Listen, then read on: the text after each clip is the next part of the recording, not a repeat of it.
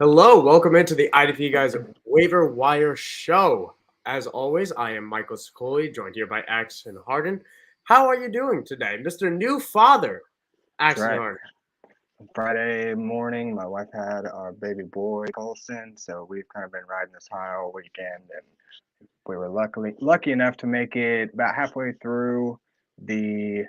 We got home about halfway through the 12 o'clock games or 1 o'clock games, so we still got to watch some football this weekend. That, So that is a remarkably considerate baby. You got there right, already off to a good start. perfect timing. Yeah, that's great. That's great. That's How are so you awesome. doing? Yes. I'm great. I'm not. Truthfully, I'm not. If we're going to get into the waivers in a bit, we're going to talk about those defensive names.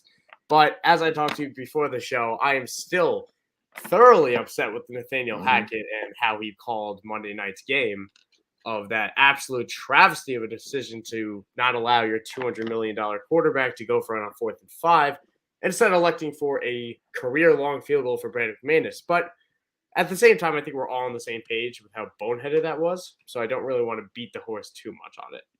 Hmm. Do you have the same reaction to me though? Because I not Oh happy. yeah, yeah. It was not. It was not. It just wasn't fun to watch all game long. You're just kind of sitting here throughout the game, just like, what are they doing? What's the goal here? Like, what are they doing? There's It, there's on the bright side, somewhat bright side. There's plenty of IDP takeaways that we got from that game, and we're gonna get to absolutely. names like that in a bit of guys that terrible to watch. I don't want to ever watch Alex Singleton play football, but he's going to get snaps and he's going to get tackles, and he did it last Hmm. night. So we're going to get into names just like that in a bit.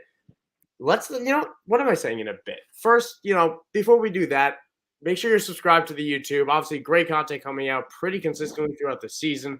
And of course, you follow on Twitter, IDP guys on Twitter. Follow myself at Michael__ Sicoli and Axton here at Harding_3.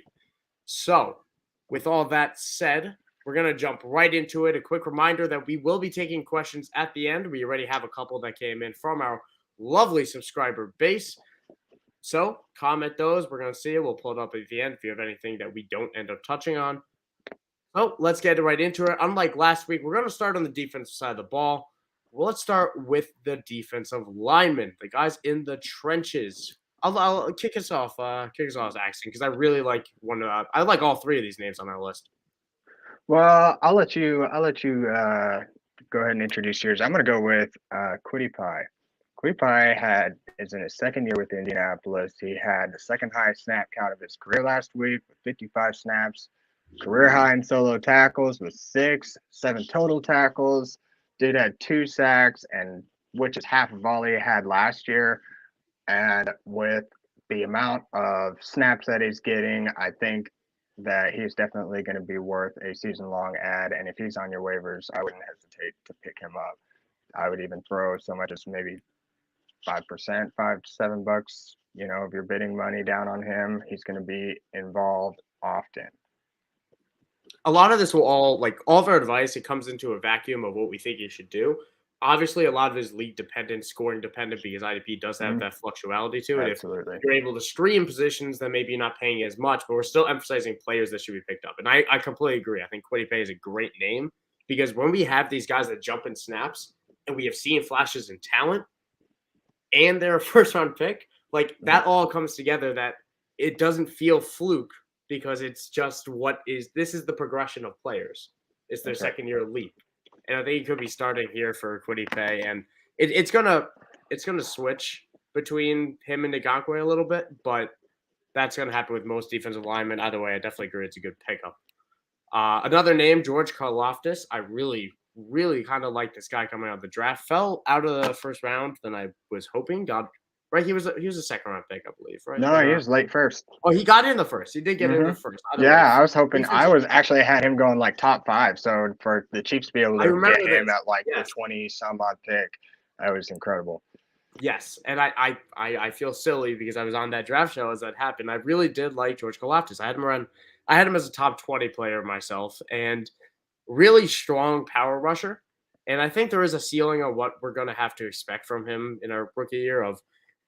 I don't think it's going to blow up. I don't think we're going to see rookie year Nick Bosa or something like that from George Galaftis. But I think he's going to be a really good streaming candidate. throughout this year. He played a lot of snaps, which was a lot more than we were expecting. He won this job in the offseason. He was not given this. That's very important for me to note, was that this was a battle he was not expected to start. They brought in veterans to prevent that, but he earned his way on the field. He had a 78.5% snap share, which led all KC edges. He won his pass rushes at a 22% rate. All these stats amazing from John Macri at PFF Macri on Twitter. He just had a dominant game. And now we have them going against the Chargers this weekend. That's a tougher matchup. But I think he's the type of guy that we're going to be talking about as a streamer throughout the year. Mm-hmm. Not in love with him this week, I won't lie. Not on a short week against the Chargers, which have a pretty good line by my standards. But it's still a really good name to keep in mind.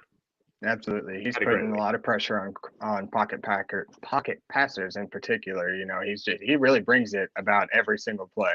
So quarterbacks really have to have a third eye on the back of their head. You know, like I say, he may not just blow up, but you know he's there.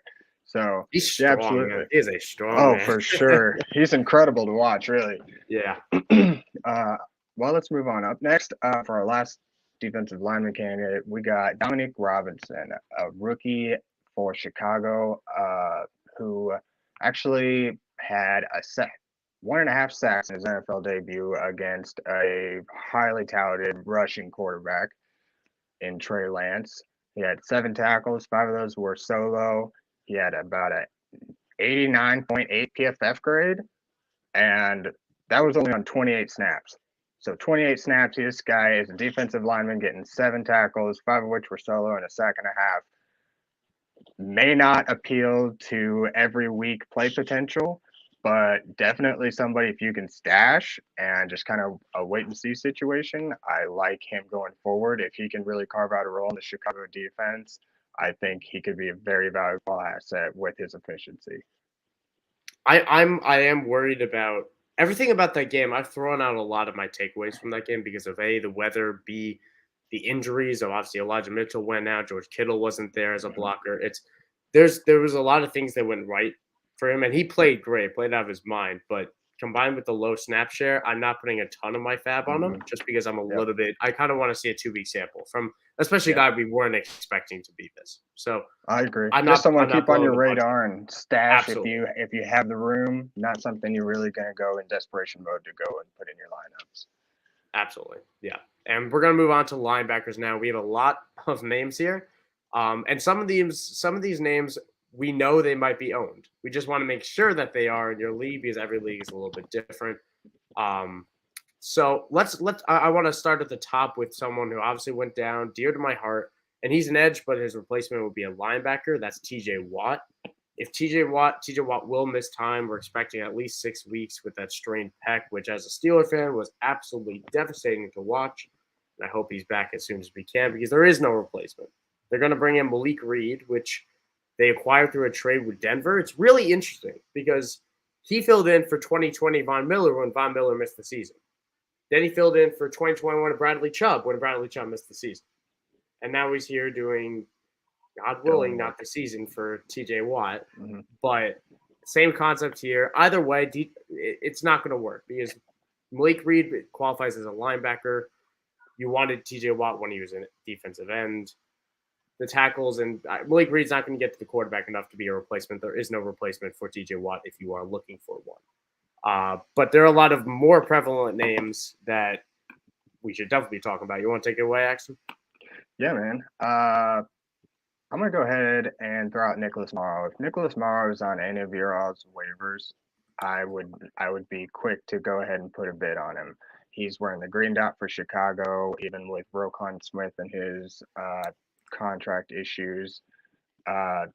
He took 100% of the snaps last week. He's going to be heavily involved. He may not have had a premier showing in the week one game, but expect him to get more heavily involved through the season. I wouldn't mind putting down a few bucks on him. Don't go spending a substantial amount of your fab on him, but if he's still on your waivers, you probably want to snag him if anything for a stash you could potentially see your lineup often this year. Yep, completely agree. We're always chasing those snaps. I'm going to bring up someone else, someone who had who won weeks for people this week. Camus Grugier-Hill, I might have butchered that name. Houston linebacker, formerly of the Eagles, I guess 2 or 3 years ago now. He had 18 tackles. 18 tackles this week, which that'll get it done for you. That will get it done for you. And that actually, fun fact, that was 6% of his entire tackle rate last season. Oh my that he goodness. had in In one just game. a single game. Yeah, no doubt. In a single game. Yep. So I have to be excited for him. He's somebody who had played 82% snaps last year, and yesterday he played 100. He played every single down. And like I said, we were chasing those roles. We were hoping, some of us thought, I thought it might be Christian Kirksey, but Camus Grugier-Hill might be also that guy, the better option, even because of just how well he flies around the ball. He's an athletic guy, and yeah, I mean he should be picked up. A guy that I'm willing to put $5 to $10 on, 5 to 10% of my budget, just because I think that he could be a really season-long asset for a team that I want the linebacker for. I want Houston's linebacker because of the situations that they're going to find themselves in and the division they're also in. It's a very run-heavy division, which I like tackling the linebackers for. So, Camus Grugier-Hill, definitely probably my number one IDP waiver wire pickup this week.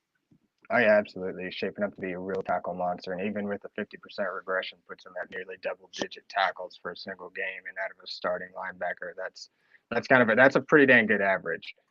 Yeah, if he can keep that up. So yeah, absolutely. Next we got Frankie. I'm gonna butcher this. Louvu? I think it's Louvu. Frankie Louvu. For the Carolina Panthers. This could be a season-long pickup. The only issue that we're kind of seeing here is just kind of missed tackle concerns. But he's wearing the green dot. And Shaq Lawson may actually be still working his way back. So for now, he might be a good pickup. Like say those snap counts. If you're wearing the green dot, those guys are going to be involved in the middle. They're going to be running the offense, and he's going to have plenty of opportunity. Again, with tempering your expectations on those missed tackles, I wouldn't go spending a fortune on him. Part of your budget, I wouldn't mind throwing a few bucks down for a quick waiver wire pickup and maybe a fill-in if you need. He's such a weird name, and I think he was probably the biggest surprise of this week. Was Frankie Louvu, because he's a career special teamer, a guy who got extension in the offseason. We just assumed it was special team play.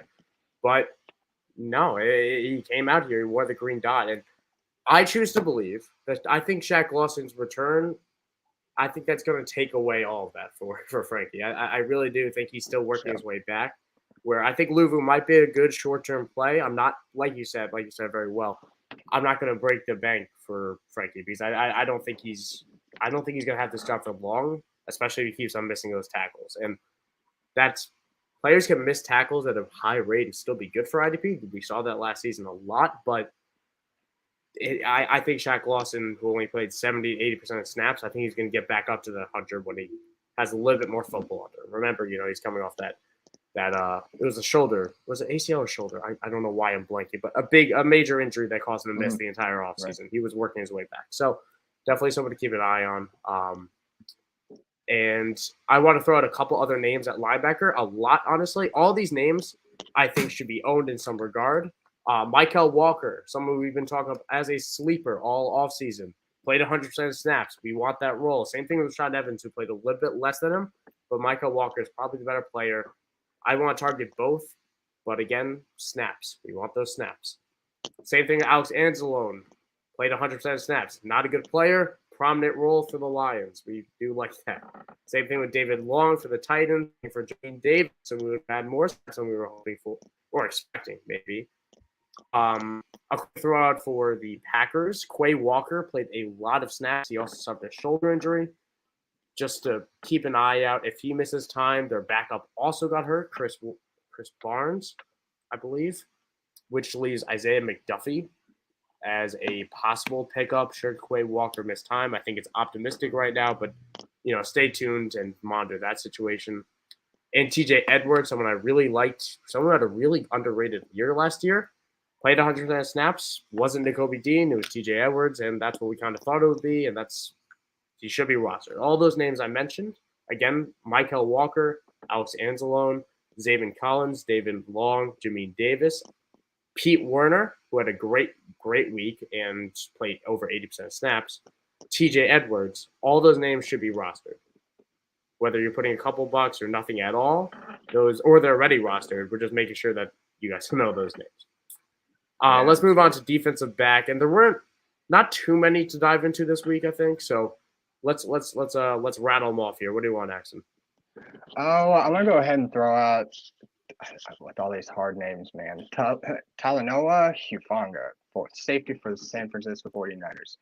He was competing for the safety role this season, and I'll say he pretty well came in and made an impact. And he came in with 11 tackles, 9 of which were solo, 2 tackle for losses, an interception, pass deflection, and actually came out of the week with a 90.8 PFF grade, which I believe led his entire team for PFF grades. Again, temper your expectations when you're going after him. Yeah, the first week performance is very enticing and desirable, but at the same time, remember he is competing. And 1 week does not define the rest of your season, and they may give more opportunity to his competition. But someone to keep an eye on. If you got the room, you can stash him and just see how he plays out. He's definitely, if he gets more snap counts and develops a role throughout the season, absolutely going to be worth the early pickup. And talking about someone who won the role, that's Nick Cross, safety for the Colts. Someone, if you're subscribed to the IDPGuys newsletter, which if you want to, check out my Twitter, link in there. I've been talking about him as nonstop as I feel like I possibly could have all summer. And he won the job. He won that job, and he played 100% of snaps. Lovely. And more importantly, he played a ridiculous amount in the box. And even more importantly, actually, his fellow safety, Julian Blackman, who also played 100% of snaps, did not take a single one in the box. This is Nick Cross's role, that if they put a safety down there, it's going to be Nick Cross. And that's just that's something I want. That's something I'd like to target. So I'm willing to put it up to, it's defensive back, so it depends on your format, depends on your need. We're not always going to be paying out the nose for a defensive back. But if you're in need, if you just lost Jamal Adams, he's typically out there because he's a rookie name that your other league mate may not know. I'm willing to pay $3 to $5, the 3 to 5% range for him. Just, if that's something I need. Otherwise, I can stream the position. It's still a defensive back. But a name that I really love to see is usage this week. Absolutely. Even though he didn't have a huge week, it's, again, usage week 1, like you just touched on. Yeah, you mentioned the newsletter, and after reading that last week, I actually went in and picked him up in a dynasty league of mine where I was in the defensive back position. I put him in, and he didn't exactly kill a bear, but I wasn't hoping for a long game winning. Yeah, absolutely. But I ended up coming out on top, so I didn't exactly need him. So I'm looking forward to him the rest of the year. Up next, we got Josh Jones. Josh Jones is going to be the replacement for all you Jamal Adams owners. This week, he actually got 7 tackles, 4 of which were solo, and 3 quarters as a mid-game replacement. And that's honestly more than he had all of last year as a Colt. And Detroit, I believe they play Detroit. They play Detroit next week. This coming week. So that's a great opportunity, honestly, for him to really kind of come in and get comfortable in that position as a starter. With Jacoby Brissett, who's arguably, the league's bottom end quarterback, who's going to have his struggles, and he's just going to have tons of opportunity to really come out and make plays from the box, because that's kind of where he's going to be playing. So I wouldn't go spending a fortune on him. Maybe a few bucks if you need that replacement and that fill in. The guy's 6'2", 220. And playing in the box, he's gonna get a high snap count, and he's gonna be involved. So, but at the same time, just kind of temper your expectations, because again, he's not Jamal Adams. Yeah, and it's how Seattle uses their safeties that we care about there, right? Where they use Jamal Adams like that, and he's not Jamal Adams, so he's not going to repeat what he did, but it's still someone that we're interested in. And on the topic of Seattle just reminded me, Cody Barden as well, who I know IDP guys we have been talking about as a sleeper on the topic of linebackers in Seattle before. He got all his snaps. We got the usage. That's a name that we should be looking at as well. But yeah, no, I completely agree. I'm glad you brought up that name. And yeah, so you know what? I am hearing something twice right now. Oh, whoops. Twitter is playing our video over mine right now in my head. Okay, so before I'm going to do a quick switch up here. Normally, we're going to get to questions at the end. I'm going to jump to the IDP questions now. While we're on the topic of IDP and we have offensive questions, we're going to get at the end of offense, which we're going to do just now. Let's bring up a couple we got from the subscribers first. Slow Google Doc. Okay, so from Jared, one of the subscribers in our Discord. Again, if you guys want to become a member, if you're not already a member, check out IDPGuys.org. Amazing. Just in-season pass if you want it. You get season long, year long, whatever you want. It gives us access to the Discord, all of our content, our DMs. If you just want to ask us questions in there, it's a fantastic resource to help win your league and just have a really good time while doing it. So from Jared, he's asking, I'm in a shallow league, a 5-man IDP on Yahoo. He's big 3 scoring. It looks like he's lost Jamal Adams, which it does look like he did suffer a serious quad injury. Minka and Jordan Poyer are on the waivers. Which one are you targeting, or is there better, less rostered players who are other options that you want to take? Thanks. Axton, you want to kick us off with that one? Yeah, I can start us off.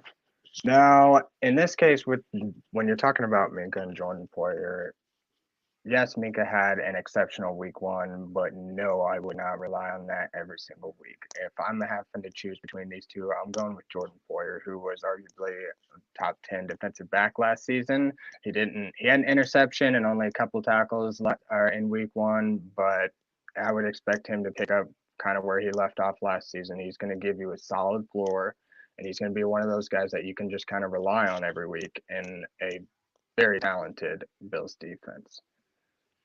I completely agree. And I like Jordan Poyer a lot going into this year. And I think I like Minka had possibly, like this might be, it's definitely debatable, but Minka might have had the best football day of almost anyone in the league this Sunday. Of outside, like TJ Watt was doing what he did down the line, but Minka was breaking up passes, breaking up touchdowns, intercepting balls. He had an unbelievable day. But when you play so far from scrimmage, there's so much volatility when it comes to IDP because you can't rely on tackles for Minka, which I was saying all offseason. And he's going to have to make these pass breakups. He's going to have to make these interceptions. And those plays can be fluky and they can be hit or miss. And it's just not something I'm going to rely on as much as I might have loved to see it, especially when you consider Minka might have had one of his best games as a Steeler with his first game as Brian Flores, a senior defensive assistant coach. Just a little fun narrative there that we were talking about. But I would take Jordan Poyer as well. He played 100 snaps because it's him and the Micah Hyde show. So I think that probably answers the question at this point. Another question from Golfer Dad 01. In a redraft league without IR spots, is it worth keeping Deion Jones, or should we drop for someone who is more of a flyer but isn't hurt? Go ahead. I'll let you take that one. All right. It felt like the Colts and Falcons I've been writing about all offseason of those very murky situations with a lot of IDP value. And Deion Jones, who's on the IR, if you guys don't know, on the IR, he'll miss the next three games. And I say this with everyone on the IR. That is a minimum. He will miss the next 3 games. He could still miss more games. And then he could come back and not be the player he was. He could be worked back in. It could be 6 weeks before we see it. So all that's to say is that I'm willing to punt Deion Jones like Michael Dixon because I'm not willing to hold someone on my bench who will give me a guaranteed 0 and show me nothing for it, especially if it's a shallow league.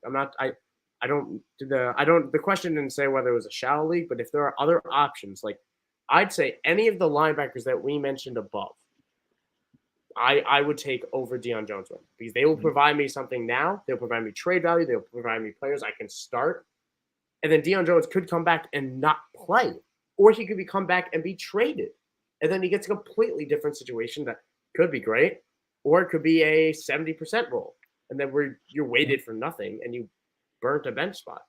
So that's how I would kind of play the situation. It's very hard for me to take any player on the IR that when your league doesn't have an IR spot. Yeah, absolutely. With the uncertainty around kind of just everything in a situation, honestly, I would be okay with just letting him go and picking up any one of those linebackers we mentioned, because essentially, I think even if he comes back and picks up where he left off, you like you said, it's weeks down the road. God knows, we don't even know where he's going to be, if he's still going to be in Atlanta, or if he's even going to come back week 4 or 5 when he's designated to. And instead of dealing with that headache, I think any one of these linebackers can really give you guys that same reliability, the usage, and like you said, even trade value, if nothing less. And you might find yourself in a situation where you get a guy who comes in and kills it a couple of weeks, and you can capitalize on a waiver pick, via the trade market. So yeah, I'm okay. I'm like you. I'm okay with really cutting ties with Deion Jones here rather than waiting and seeing how it plays out. To me, it's not really going to be worth the headache. It's not like he's high end, or Yeah. arguably is high end, but it's not like he's one of your He's not what he undoubted top. was. Yeah, he's not heads above the rest. That you know what I mean. So absolutely, I completely agree. We have another question here from Marco. So Randy Gregory and Jalen Phillips, are you cutting bait on either? Neither made any impact really in the week 1 game. Randy Gregory, I wasn't high on going into the year. He missed time in the preseason with that injury that he got surgery for literally a day or so after he signed that contract. So it makes sense to get off for a slow start, and Denver was not prepared for that game in the slightest. So I think we didn't really see the best. So again, if it comes down to other options, and you commented as well that he could pick up Kwity Paye, Boogie Basham, Hufanga, I would pick up Kwity Paye over Randy Gregory. I would probably pick him up over Jalen Phillips as well, but I would hold Jalen Phillips over the other names, because Jalen Phillips, he didn't have an impact, but I really liked what he put on tape last year. He did play 70% snaps last night, which he hovered around 54% last year. So I think there's still potential for Phillips. I just wasn't very high on Randy Gregory coming into the year to begin with. What about you? Yeah, I agree. I like that Kwity Paye pickup, and I'm along with your thoughts. I picked up Jalen Phillips and had him on a taxi squad last year, and he really did. He with I think a higher snap count and more involvement in the offense. I think he really does have a better year, and he's worth the hold. And like I say, I would rather have him. I would just rather keep him and hold on to him. He's not going to come in. He may not just kill a bear early on for you. But I wouldn't mind cutting ties with like your Randy Gregory and getting you a Kwity Paye, who's got a lot more upside in my opinion. They got to stop dropping Jalen Phillips into coverage. That is a waste of on the Patriots' lone touchdown. It was because they dropped Jalen Phillips, and the man had no idea where to go. The flat was wide open. They flipped it to Ty Montgomery. It was very frustrating to watch, just as someone who hates the Patriots. But that'll be I believe that's our obviously if you guys have more IDP questions, some of them we'll still try to get to them at the end. That is what we're here for. But we're gonna move on to the offense now. That's gonna start off with the signal callers. We'll start off with quarterbacks. I'll kick it off with kicking off with Matt Ryan. I know Matt Ryan had a stinker of a week against Houston, and I was really hoping for a lot more out of him. And we know where this team's heading. This is a Jonathan Taylor team, 31 carries. There's a Michael Pittman team who, Michael Pittman commands his. I think there's a real bounce back potential with Matt Ryan, who I think is still a good quarterback despite his bad play that last week. He goes against the Jacksonville Jaguars, who made Carson Wentz look like a great quarterback through 3 quarters. And that's enough for me. Where I think Matt Ryan could sneak away with 2 touchdowns this week. It's definitely possible Jonathan Taylor runs away with it and we don't get to see it really happen. But I think it's going to be a little bit back and forth, and I think Matt Ryan's going to keep him in that game. I think you can count on him for a top 12 finish, top 15 maybe. I think he'll sneak in there at the end of the day. Mm-hmm. Yep, Matt Ryan, I agree. He's one of those guys that's probably on your waiver wire, but he's probably going to give you some of them. Right, exactly. He's going to give you more of a reliable fantasy output than generally most of your waiver wire quarterbacks are going to. You might get those guys that are boomer bust. You might get those guys that just throw tons of interceptions. I think he's going to give you kind of a kind of a middle ground and a little bit more consistency. And like you said, this week one, I wouldn't expect that every single week. I think he improves. Next up, we got Carson Wentz. As ugly as it looks written out and feels to say, Carson Wentz was the number 2 scoring quarterback through week 1 so far. Now, I don't have high expectations for him to finish high throughout the season, but he is on your waiver wire, and somebody you can pick up if, say, you're a Dak owner and you got Carson Wentz is on the waiver wire. Definitely pick him up, and he ought to be a nice fill-in, at least for streaming purposes week to week. He's got tons of talent on the Commanders offense, and it seems like he's really just kind of getting used to and getting the feel for, kind of even making a role for each of his players with Curtis Samuel, Dotson, and McLaurin and Gibson even coming out of the backfield. I think he's really kind of feeling himself in that offense. Again, temper your expectations. Don't expect kind of play every single week. But he does play Detroit week 2, which appears as a promising matchup. You might get, a little bit lesser numbers, more like a 20, 25 point range. I wouldn't be surprised if he comes out of there with 3 touchdowns and probably a pick or 2, but I think he's looking promising, at least for the time being. So if you're in desperation or you need a quarterback for this week, I think he's a good streamer for week 2. I'd throw down a few bucks on him probably. Yep, and we're going to mention other Washington players, especially about how they played this past week. And yeah, I completely agree. I think it's a good matchup. The thing with Carson Wentz is you just have to know that you could get 1 point. You could get 25. Mm-hmm. It's just in the realm of outcomes for him. But I do agree. I think he's a good play this week. We'll move on to running back now. Just a couple names we'll start off with that shouldn't be on the wire, but if they are, you could pay that 10 to 20% range, in my opinion. Darrell Henderson, James Robinson, both 75% owned or so. James Robinson might have been a little bit below that. James Robinson, I still believe ETN is the guy to get there. ETN was on third downs. He got red zone situations. Then James Robinson got a red zone situation and scored, and he looked pretty damn good while doing it. So I think James Robinson is the lesser of those 2 pickups. I would be prioritizing Darrell Henderson, who was the clear running back for the Rams on Thursday night. And again, should be owned already, but he's not owned in 25% of Yahoo League, so it's just something to keep an eye out for just in case.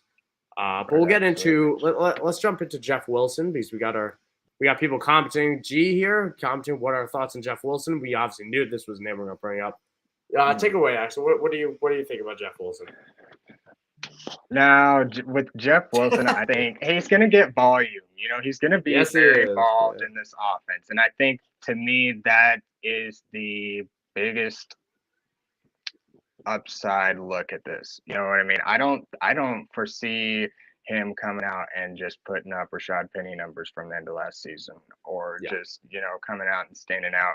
I think you should temper your expectations with him. I think on pure volume for you 0 RB fantasy players, I think he could come in and at least give you a decent floor for just based on volume alone.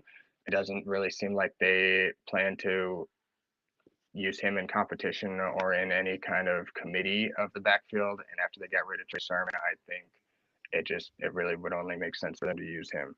And playing Seattle in week 2, who actually just got ripped up by Javonte Williams this week, I think it provides a good opportunity for him to really come out and make an impact and prove his worth in the San Francisco offense.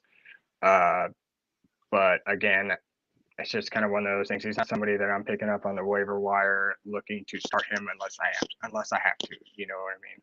Unless you really just you got that hole in your lineup. On the other, I am fine picking him up and playing him personally, because it felt like Javonte gashed him, but he gashed him through the air.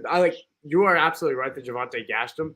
Javonte caught 11 targets. I'm just so excited about that. Side note, but it's interesting because Jeff Wilson, every time that he gets the opportunity, or any 49ers running back gets the opportunity, we love it. They're good. They're really, really good. So the only thing hindering Jeff Wilson really is injury. And we're not going to predict that for him. So Jeff Wilson is my number one pickup for the week, especially on the offensive end. Somebody I am willing to pay 10%, 12% of my, maybe more if I'm in need. He definitely wouldn't. Well, yeah, with Mitchell being out for 8 weeks, I think just based on pure volume alone, I would agree with that. And yeah, again, I said temper your expectations. If you don't, I'm one that's more of a, if I don't have to and I have a similar pivot for an option to put there, I'm going to make him prove it to me. But if I have the spot in the lineup and there are other likewise options, I'm going with this volume and I'm throwing him in there, no doubt. Yeah. If we're going for a super deep look, Jordan Mason and Tyrion Davis-Price, the third-round rookie out of LSU, and the undrafted rookie who kind of beat him out, both were healthy scratches this week. If I'm taking a deep shot on one of them, I'm going to take a shot on Jordan Mason. I just think he's a better player. Mm-hmm. I don't think TDP is that good. But Jeff Wilson should be that guy for the 49ers while Elijah Mitchell rests up from that knee injury. Now you put down another name here. I'll let you take it away because it is a good matchup. It's a tough pill to swallow for sure. It is. And we're going to talk about Jamal Williams. Now, Jamal Williams is he's really going to be one that's going to be heavily involved on the goal line. He's going to be, he had 11 rushes, which really isn't bad, especially if you're splitting reps with DeAndre Swift all season long and your touches are coming within the 5-yard line. Of the waiver wire running backs behind Jeff Wilson, he just seems like he's going to have the most opportunity of arguably a lot of those guys that are out there right now. And even if you're not starting him every single week, but for a streamer option with defensive lines that are going to give up those goal line carries and allow those touchdowns, he's gonna get the work and he's gonna get the opportunity. And he plays Washington at home in week 2, who allowed over 100 yards and two touchdowns to the Jacksonville running backs, 2 of which were James Robinson on the goal line. I think Jamal Williams is kind of going to get similar opportunities, whether he produces and puts out 2, 1, or even scores at all. You know, you are taking a little bit of a risk there if you're starting him, because he is going to be primarily touchdown dependent. He is the textbook example of zero RB. That if you waited on running back, you take Jamal Williams because he's going to sneak in a touchdown every so often. Then, what world are we living in where we want 2 Detroit running backs? You know, this feels like a parallel universe, but I kind of agree. I do agree because it's kind of time to change that narrative of Detroit because, and I'm sure Nate would love to hear this, that line is good. That offensive line is a very talented unit.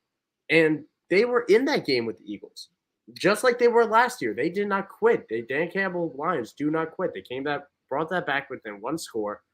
I think I think this game is going to be a lot tighter with Washington. I think there's a good chance Detroit not runs away, but I think there's a good chance Detroit wins that game. And Jamal Williams will be a reason for it. Definitely the way to run the clock and get it done. It's a good line. It's how they're going to win games is on the ground. Mm-hmm. Yeah, absolutely. The running backs are kind of the anchor there for Detroit. So they really allowed Goff to kind of go out and do his thing too. So absolutely. Yeah. And I'll throw one more name out there. Rex Burkhead, the guy, a big reason for why I have been so off on Dameon Pierce, besides Dameon Pierce just being not that good of a guy, or not that good of a guy. I mean, not that good of a player. Rex Burkhead came out there and logged 71% of snaps. It was more than any offensive skill position player for the Texans other than Brandon Cooks. He drew 8 targets. Rex Burkhead's probably not going to be healthy the entire season. I get that. He always misses time. He does get hurt. But 8 targets for a team that will be playing from behind more times than they were this past Sunday, I think it's a really good role that you have. Again, if you're going 0 RB, if you don't have Dalvin Cook and Christian McCaffrey in your lineup, you know, you're can totally get by with guys like Rex Burkhead and Jamal Williams, especially Rex Burkhead in a PPR league. So he's someone I'm definitely throwing a few bucks on if I have any need for a running back, and if not, I'm still picking him up in PPR formats. Yeah, absolutely. And did we mention Jaylen Warren? We didn't. Just a quick mention for Jaylen Warren, because obviously Najee Harris picked up that foot injury. It doesn't sound super serious, but it's a wait and see, because it could have been a re-aggravation of the Liz Frank sprain that he had this summer. If it is and he misses time, that injury is very kind of scary, especially for running backs, because running backs use their feet a lot. Jaylen Warren will be the backup in Pittsburgh, and we know how Pittsburgh uses their running back. They use bell cow. They use their guys. Jaylen Warren was the only other guy who got a snap other than Najee Harris at running back, so that's the name I would target if need be. And I'd pick him up just in case, type of thing, because the upside is very high should Najee Harris miss time. Yep, absolutely. Well, let's move on to wide receivers. First up, I've honestly been excited about this guy. I picked him up with Scott Fishbowl, and it was just kind of a long shot, like when you're late in the draft, picking up guys with high upside. And I'm going to talk about Curtis Samuel. Curtis Samuel could very well be a great season or week one waiver pickup for the entire season. He had 8 catches from Carson Wentz's new quarterback for 55 yards and a touchdown. He even ran the ball 4 times. He didn't accumulate a whole lot on the ground, just 17 yards. But he's skilled. He's versatile. They can use him in a lot of different ways as a gadget player. He played 71% of snaps, and he's getting a ton of volume. With 11 targets, I really don't mind throwing down $5 or $8, 5 or 8% fab dollars on him if he's gonna get this kind of volume and be that, like I keep going back to being an anchor for the offense, somebody that Carson Wentz can really look to in the short game or dump it off to. If he's going to be that reliable gadget player, I think the potential is high for him this year. Yeah. And it's the carries that you like to see, and especially because you consider this is a Scott Turner offense, this is a Ron Rivera system. Curtis Samuel we forget it was a while ago, but Curtis Samuel was signed to be what he was in Carolina, and that was a hybrid guy. So if he's going to get carries on top of whatever he draws in the passing game, it's a very nice small baseline to add.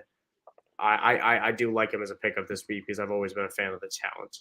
I'll throw out Josh Palmer as another name, somebody who would be a kind of a 1 week play for me. A lot of people have talked him up as a sleeper this offseason. I wasn't a huge fan of him as a prospect, or really as a sleeper even, because I wasn't sure how much he'd be used. But Keenan Allen is expected to miss this week because he drew that hamstring injury. It's a short week. They play on Thursday. Josh Palmer would be the guy that I think is the biggest beneficiary of it.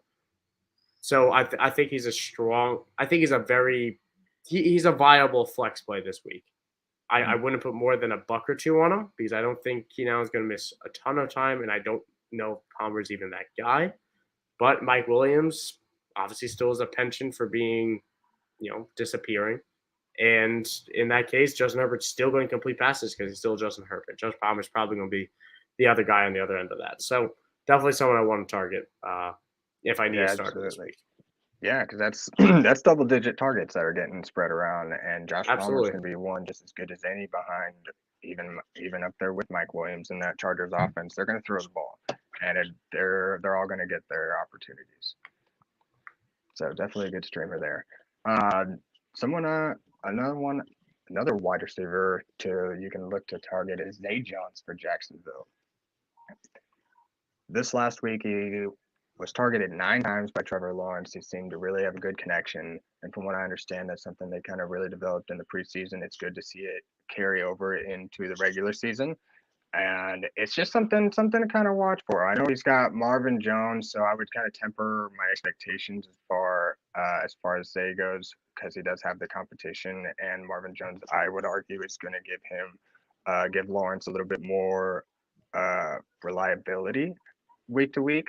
But Zay Jones is if you need somebody, if you'd like a streamer on your bench, or you got the roster room, I think I'd throw down a few bucks for Zay Jones and see kind of where the season takes us. If Jacksonville can take that step forward, I think he can be more involved in this offense. Yep, he's the guy I kind of want to wait and see on, but I might not get the chance to.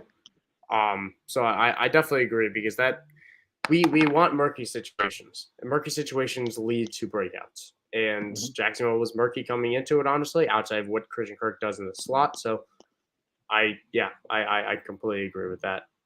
Just throw out a couple names on a quick run here. DPJ drew 11 targets. I don't think this is something I'm going to be targeting. I think it's more a fool's gold of it's going to be so yes, no, no, no, no, no, yes. And it's going to be that until Deshaun Watson gets back. But when Deshaun Watson gets back, DPJ is probably a good name to know. Jahan Dotson, again, on the Washington theme, he had a huge day, 2 touchdowns, 40, looked amazing while doing it because the man has 99 spec catch in Madden, and I love the plays that he can make. I don't know what role he has in the offense when you got Terry McLaurin. You have, like you mentioned before, Curtis Samuel, Logan Thomas working his way back. We can get to him in a second. It's going to be tough for him to carve out a role, but still good talent. Nice story. I just don't think he's going to repeat too often. And last name, DJ Chark had a good day. Good day. Again, same. I'm going to treat DJ Chark like I'm treating DPJ. There's going to be a run-heavy team. It's with questionable quarterback play. Eventually, Jameson Williams is going to come back, and then eventually, this is still Chark played well, still had a drop or so. I'm not breaking the bank for Chark either. I prefer all those names we said before. I'd probably take Chark over Dotson and DPJ, but it's still in that same tier that I'm not all that interested in because it's going to be so hit or miss. Oh yeah, absolutely. He's got too much competition to really just rely on, but he does make an interesting streaming option because his first year in the league, or one of his first couple of years, he had a great season. Oh, yeah. He was very reliable, but he didn't have the competition that he's got right now, and he had better connection with his quarterback. Let's move on to tight ends. Tight ends, we've got one that we actually even mentioned last week, and he kind of pulled through with a touchdown. Which was kind of that side we were talking about, and that's Gerald Everett. We mentioned earlier with Josh Palmer being kind of another option in this high-powered Chargers offense. Everett is going to be one that's going to be in the end zone looking for those touchdown targets with Keenan Allen out. I wouldn't be afraid to stream him this week, especially if Keenan's out. Just again, those 11 targets got to go somewhere, and if Gerald Everett has already proven to his new quarterback that he can rely on him in the end zone and find him when he needs him, I wouldn't be surprised if Herbert gets a little more comfortable passing to him. So with his versatility, I think it's just a no-brainer as far as if you're looking for a tight end with upside on waiver wire, I'd go pick him up. I wouldn't mind throwing even, I don't know, $3 to $5 down or something, 3 to 5% of your budget, just because Keenan Allen is going to come back, and then again, we just kind of got to temper our expectations. He's going to be that touchdown dependent, but in a high-powered offense, they're going to spread the ball around, and he could often get touchdown looks. He could get slot work with Keenan Allen out like that. Gerald Everett's an athletic guy. Like Gerald Everett is the guy that I think has the biggest bump in value from Keenan Allen being out. Like that's the guy. He'll be fairly high in my rankings this week when I do that later. If you're subscribed, you get access to our weekly rankings at IDPGuys.org. I'll be doing tight ends. Check that out later. I haven't done them yet today, but they'll be up later. I'm going to quickly interrupt with a quick quote from Mike Tomlin on Jalen Warren's first game. Quote, "He didn't urinate down his leg, and that's a great place to begin." That is the input. That is the. Yeah, you know what? That's not, very encouraging. Right? Why not? He didn't. You know, let's up it. From $3, put $4 on him. From $5, put $6. Just do whatever you can. Get Jalen Warren. He didn't piss his pants, per Tomlin. So that's Tomlin the input. Believes. That's the reporting that you get here on the IDP Guys Waiver Wire show. But back to tight ends, I'm gonna touch on Logan Thomas. In just 62% of snaps, obviously his first game back from the ACL, he drew 6 targets. That's not a bad number. He played fairly well, and he played a little bit more than I thought he would. That target share, that snap share, I expect both of those to grow. I think that'll grow to that 80% range or so eventually. And Logan Thomas is not a blocker. He's a route runner. He'll be out there. So if Washington can actually move the ball, which it looked like they could yesterday, and again, that was against the Jags, Logan Thomas is a nice streaming option. I think he could do that again this week against Detroit. Yeah, I think it's a very good name to keep in mind, especially because we feels like we forgot about him a little bit. I didn't even think he was going to be out there week 1, but yeah, no kidding. Yeah, no, but last year when he was one of Carson Wentz's favorite red zone targets. Man, he didn't really accumulate a whole lot in the yardage, and he might have got 6 or 8 targets a game last year. But I would say every other game that he was getting touchdowns often. He was scoring a lot. So definitely someone to keep an eye out for, and even pick up and stash. If he gets healthy, he's going to be involved. Yep. Last name I'll throw out. Last name of the show, Hayden Hurst. I'm quickly bringing him up because I am such a Hayden Hurst guy. I put him out as he was pretty much my top streamer of last week. He had a good week. 5 catches for, I think it was like 50, 60 yards. He just didn't find the end zone. He had an end zone target that went over his head. But I think he's going to have a very good week again this week. He plays oh my goodness, I'm blanking. He plays Dallas. He plays the Dallas Cowboys, who just got punched in the mouth with several injuries. And they also got punched in the mouth in general by the Bucs. So I think that this shapes up as a huge bounce back week for the Bengals. I think the Bengals are going to come out firing. I think Joe Burrow, I don't know if you saw this as well. Joe Burrow was sitting in that locker room for, I think, 30 minutes to an hour after the game, only leaving to do the media press conference. And otherwise, he was just up. He was pissed. He's going to light it up next week, and I think it's going to go. Hayden Hurst is bound to get a touchdown in that whole mess, especially if T. Higgins is going to miss time. I was going to say, if T. Higgins is out with that concussion, correct? If he's out this week, Hayden Hurst is going to be the man in the red zone. He's going to be that big body for Joe Burrow to really bounce back with. So, yeah, I like it. That'll be a very popular DFS stack for me, playing Joe Burrow and Hayden Hurst. That'd be a sneaky one this week. Yep, not Jamar Chase, but Hayden Hurst. So, yeah, that'll wrap up our. I don't think we had any. Yeah, we don't have any offensive comments because we touched on them with the names we mentioned.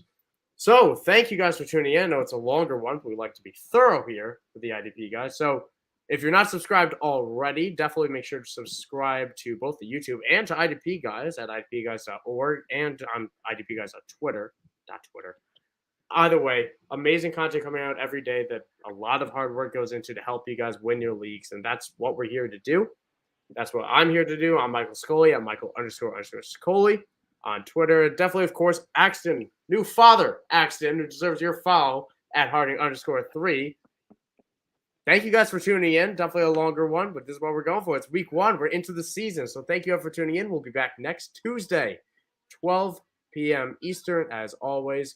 Good luck in your matchups this week. Good luck on your waivers.